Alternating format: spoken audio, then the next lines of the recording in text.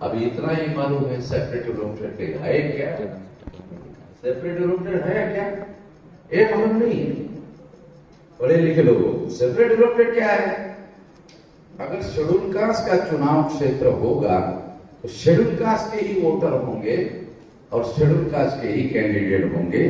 Schedule caste के voters को schedule caste का कैंडिडेट चुनने का अधिकार मीन्स सेपरेट डेवलपमेंट। कुछ लोगों ने तो पहली बार सुना होगा जो मैं कह रहा हूं। सेपरेट डेवलपमेंट शब्द अंग्रेजी का सुना हो, जो मैं बता रहा हूं वो पहली बार सुना होगा, मालूम नहीं है। तो ये इससे क्या होगा, ये जो तरीका है इससे क्या होगा? इससे शेड्यूल कास्ट के सबसे ज्यादा लड़ाकू लोग ही चुन कर जाए।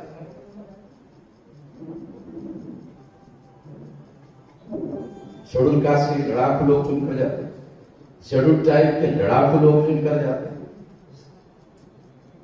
ये गांधी जी ने समझ लिया। गांधी जी ने कैसे समझा वो भी थोड़ा बता।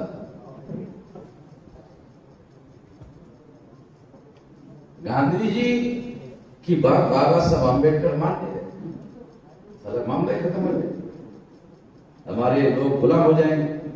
बाबा साहब नहीं मान रहे तो गांधी जी ने हमारे इस अधिकार के विरोध में आमरण अनशन किया। वैसे तो गांधी जी आजादी का आंदोलन चला, बैकवर्ड है तो इसलिए शब्द बना अदर बैकवर्ड। देखो शब्द कैसे बना, शब्दों का इतिहास कैसे होता है कि शेड्यूल कास्ट के लोग बैकवर्ड है, शेड्यूल ट्राइब के लोग बैकवर्ड है, दोनों बैकवर्ड है। इसलिए तीसरा शब्द कैसे बना, अदर बैकवर्ड, यानी जो शेड्यूल कास्ट से अलग रह गए, जो शेड्यूल ट्राइब से अलग। बैठे हो, बैठे समाज से बैठे।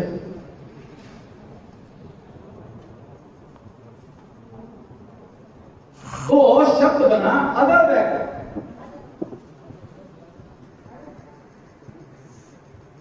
ये बाबा साहब अम्बेडकर नहीं थे, ओबीसी के किसी को पता नहीं।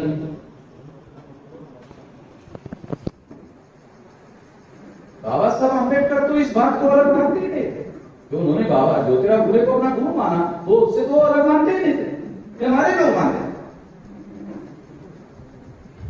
3 हिस्सों में 6247 जाति को 3 विभाग में जोड़ा, schedule caste, schedule tribe, other कानूनन किया। जब काशीराम जी को मौका मिला, तो बाबा साहब अम्बेडकर की बात आपको पता है, जोड़ ली। जब काशीराम जी को मौका मिला तो उन्होंने क्या किया, the all India backward, bracket में, बैकवर्ड मीन्स ब्रैकेट में लिखा SC ST OBC. Backward means SC ST OBC and minorities communities employees. Baba Saheb Ambedkar ने 3 हिस्सों में लोगों को जोड़ा और काशीराम जी ने तीनों को। फिर आज हम उस काम को कर रहे हैं। आंदोलन का इतिहास जो है वो भी थोड़ा लोगों को बता रहा हूं कि कैसे डेवलप हो रहा है, कैसे आगे बढ़ रहा है। हम पीछे नहीं जा रहे, आगे जा रहे हैं।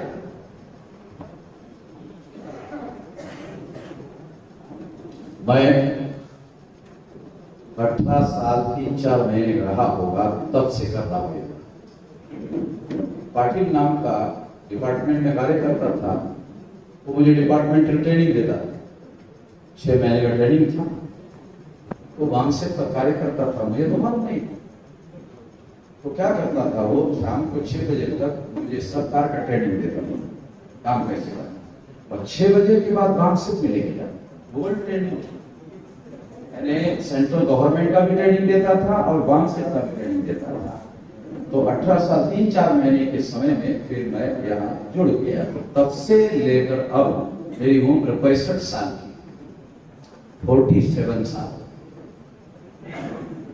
इस 47 साल लगाकर क्या हुआ, 31 राज्यों में 567 जिलों, 4000 से ज्यादा तहसीलों में, 22,000 से ज्यादा ब्लॉक में और 1.5 लाख से ज्यादा गांव में हमारा संगठन फैल गया।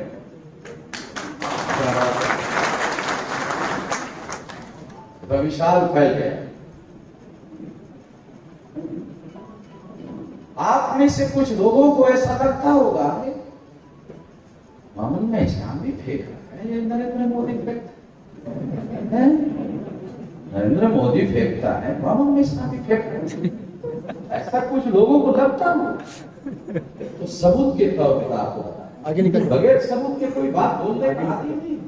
निकल जा, निकल, तुमको जाने दो। इसीलिए कोई एफआईआर करना आज तक मुश्किल हो गया। सरकार मेरे खिलाफ कोई एफआईआर नहीं कर सकता, क्योंकि बगैर सबूत के कोई बात नहीं बोलता, और बगैर सबूत के अगर बात, सबूतों के आधार पर बात किया जाए तो एफआईआर बनता है।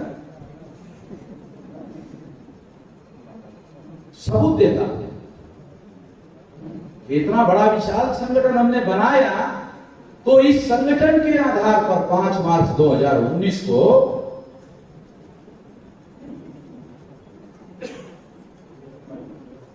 13 पॉइंट रोस्टर के विरोध में भारत बंद किया। भारत व्यापी संगठन होगा तब तो भारत बंद का ऐलान कर सकता हूं।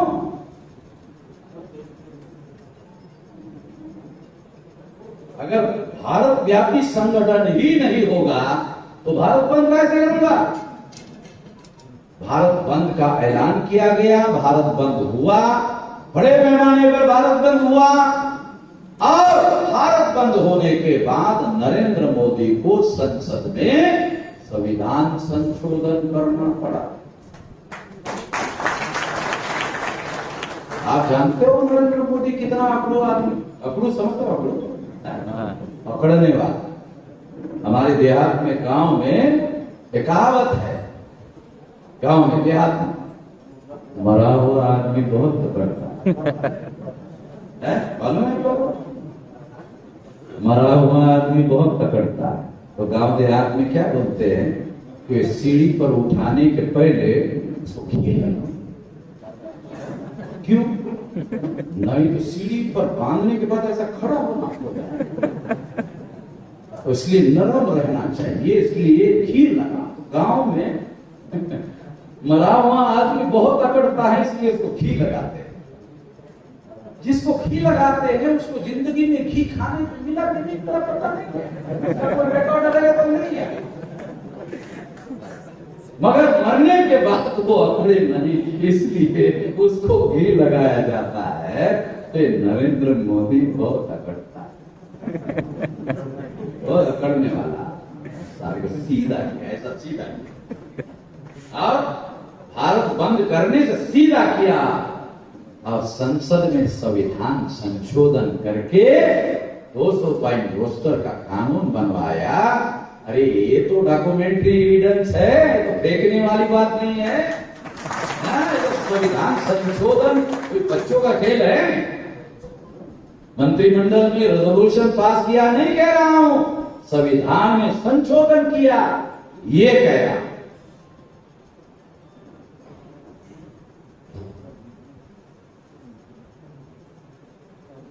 एक सबूत दिया हमको, दूसरा सबूत 29 जनवरी 2020 CA citizenship amendment act, citizenship amendment act, क्या है ये सिटीजनशिप अमेंडमेंट एक्ट? अभी तक हमारे लोगों को पता नहीं है।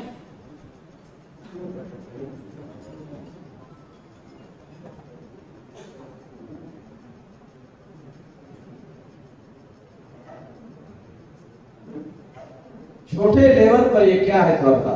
छोटे लेवल पर आसाम में इसे लागू किया गया, तो 19,48,000 लोगों को नागरिकता के अधिकार से वंचित कर दिया गया। नागरिकता के अधिकार से वंचित करने के मतलब, जिसको नागरिकता के अधिकार से वंचित कर दिया जाता है उसकी सारी संपत्ति जब्त कर दी जाती है, सरकार में जमा कर दी जाती है, और डिटेंशन कैंप में, जेल कैंप में उसको भेज दिया जाता है। 19,48,000 आसाम में लोगों को नागरिकता के अधिकार से वंचित कर दिया। उसमें 5 लाख ही मुसलमान, 14 लाख SC, ST, OBC।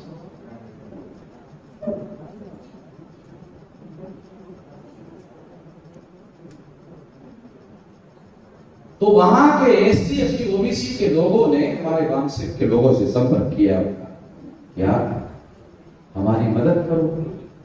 वहां के वामसिक के लोगों ने कहा कि वामसिक बहुत ज्यादा ताकतवर आसाम में नहीं, वह देश में ताकतवर संगठन है और एक आदमी आपकी मदद कर सकता है। तो उनका कौन कहा मिलेगा? दिल्ली। दिल्ली तो हम जिंदगी में नहीं गए। तुम्हारे 2 कार्यकर्ता ने 5 लोगों को लेकर उनकी बात सुना। सुनने के बाद उनको कहा कि आप गुवाहाटी आसाम की राजधानी में लोग इकट्ठा कर सकते हैं। कई हजार लोग उन्होंने इकट्ठा किया। मैंने वहां जाकर उनको पूछा कि ये जो RSS बीजेपी के लोगों के द्वारा आंदोलन चल रहा था बांग्लादेशी घुसपैठियों को खदेड़ने का, तो उस समय आप क्या कर रहे थे? जो लोग आए थे SC, ST, OBC के, उनको पूछा क्या कर रहे थे? कहा कि हम तो आंदोलन में थे, खदेड़ने वाले आंदोलन में थे, उसमें हम शामिल थे।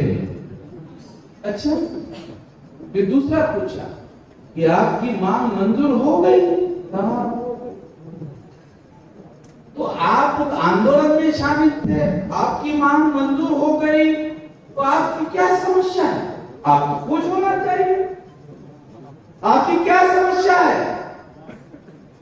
कहा खदेड़ने के आंदोलन में हम शामिल थे, तो हमको बताया गया था घर में आकर कि मुसलमानों को खदेड़ेंगे, तो अब हमारा ही नंबर लगा। 14,48,000 SC, ST, OBC के लोगों को निकाल नागरिकता के अधिकार से, 5 लाख मुसलमान।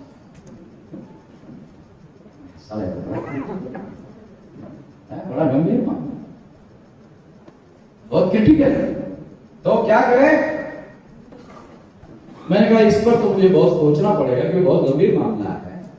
तो मैं दिल्ली गया, दिल्ली जाकर इस पर काफी चिंतन करने के बाद 29 जनवरी 2020 को भारत बंद किया CAA के लिए, क्योंकि वैसा ही कानून